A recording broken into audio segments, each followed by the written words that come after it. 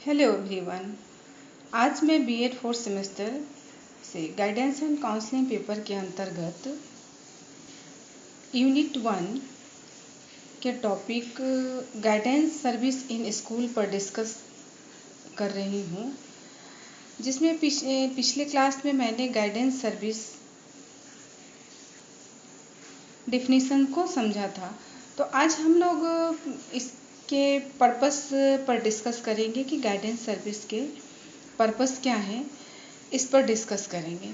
तो चलिए हम लोग देखते हैं गाइडेंस सर्विस के तो हम लोग इसके पर्पस को समझने का प्रयास करते हैं। तो कोई भी कार्य जब किया जाता है तो उस कार्य करने का अपना एक उद्देश्य होता है, और उस उद्देश्य के तहत हम किसी भी काम को करते हैं। या बच्चे स्कूल में पढ़ने जाते हैं तो उनका जीवन में एक एजुकेशन प्राप्त करना, एक अपने आप को समाज में एजुकेटेड आदमी के रूप में तैयार करना और देश के रूप में एक अच्छा व्यक्ति बनना, तथा राष्ट्र के विकास के लिए, स्वयं के विकास के लिए उद्देश्य निहित होता है।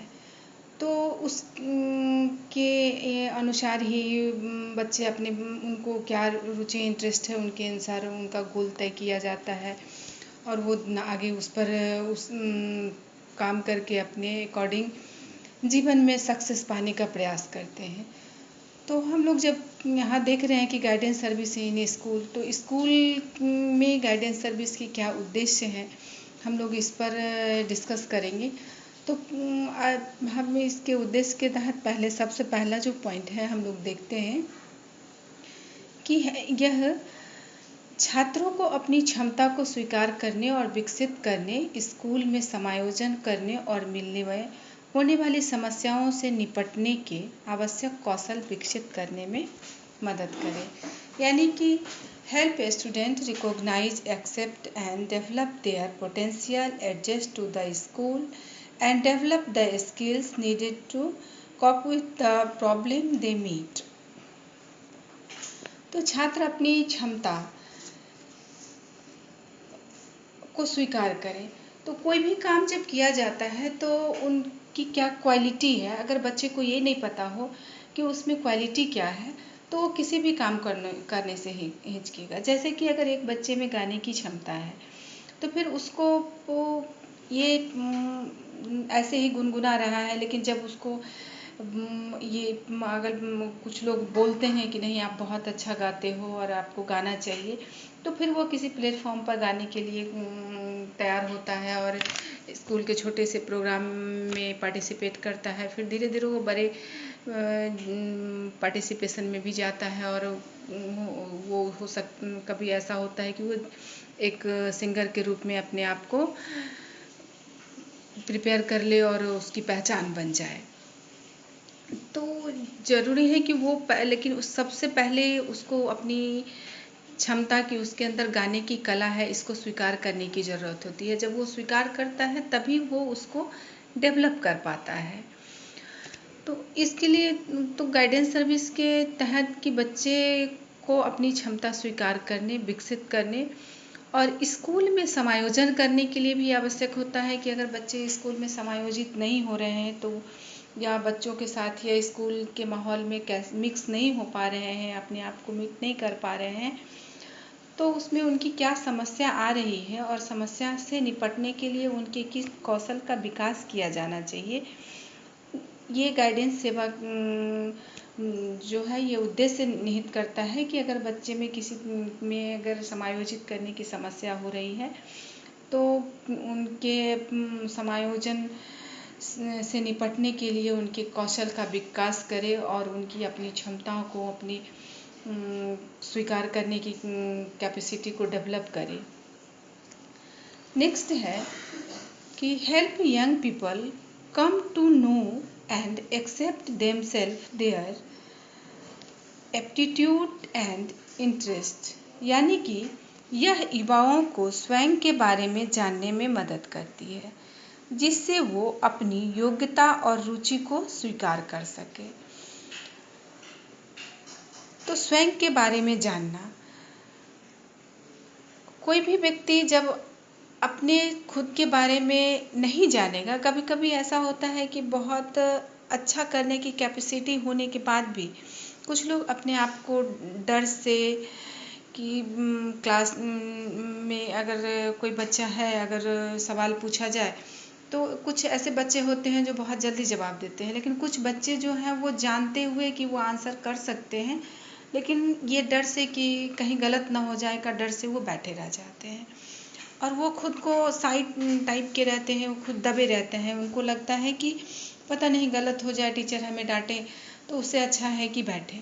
तो इन सारी चीज़ों को कि उनमें वो कैपेसिटी है, वो बहुत अच्छा कर सकते हैं, उनके अंदर से वो डर निकल जाए, तो इसके लिए ज़रूरी है कि वह स्वयं के बारे में जाने, अपनी कैपेसिटी को एक्सेप्ट करें कि उनके अंदर जो क्वालिटी है, क्या उनकी रुचि है, क्या उनका इंटरेस्ट है, उनमें क्या क्षमता है, वो क्या कर सकते हैं।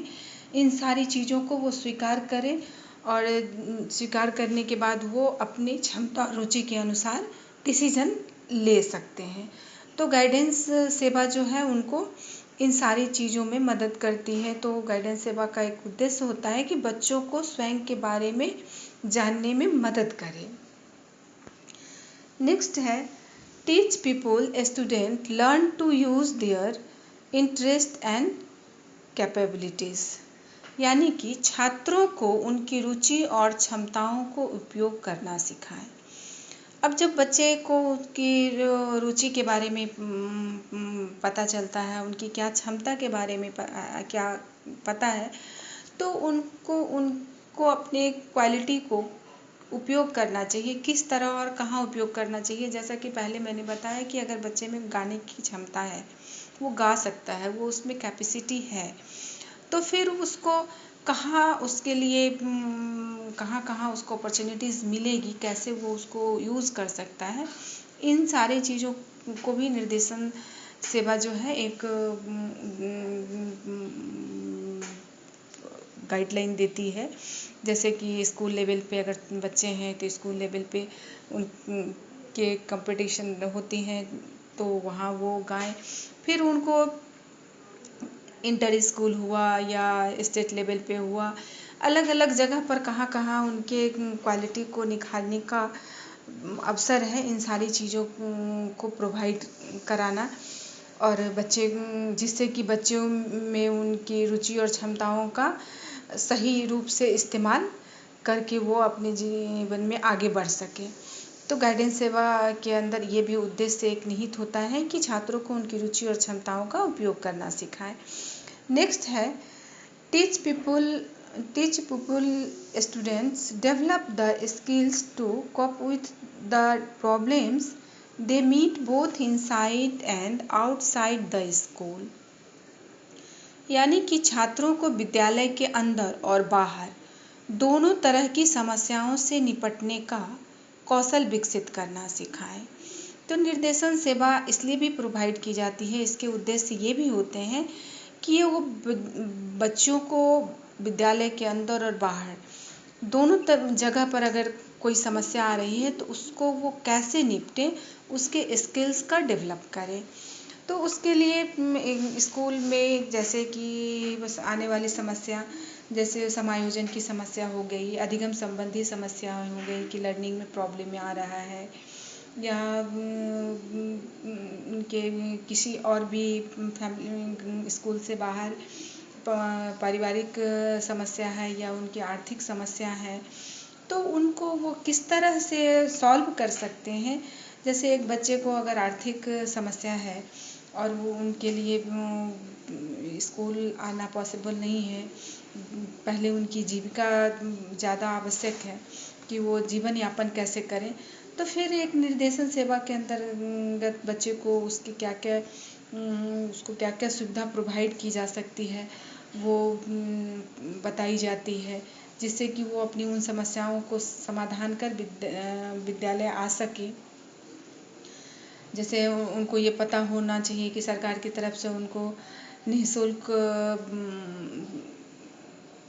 जो है अधिगम संसाधन दी जाती है, तो ये सारी चीज़ों का पता हो। फिर विद्यालय के अंदर अगर समायोजन की समस्या आ रही है तो उसको निर्देशन सेवा के अंतर्गत निर्देशन प्रोवाइड करके बच्चे को अपने क्वालिटी को दिखाना, या उनमें अगर कोई समस्या है तो उसको समाधान कर कि वो विद्यालय में समायोजित हो सकें। इन सारी कौशलों का विकास करने का उद्देश्य भी निर्देशन सेवा के अंतर्गत निहित होता है। तो आज हम लोगों ने निर्देशन सेवा का विद्यालय स्तर पर उद्देश्य देखा कि इसके क्या उद्देश्य हैं। तो इसके उद्देश्य के अंतर्गत हम लोगों ने आज देखा कि विद्यालय यह छात्रों की क्षमता और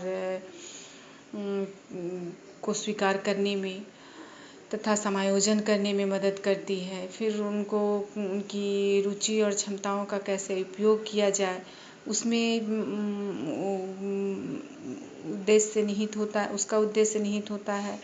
तथा ये स्कूल के अंदर और बाहर के समस्याओं से निपटने के लिए कैसे कौशल का विकास करें, ये उद्देश्य भी निर्देशन सेवा के अंतर्गत निहित होता है। Thank you.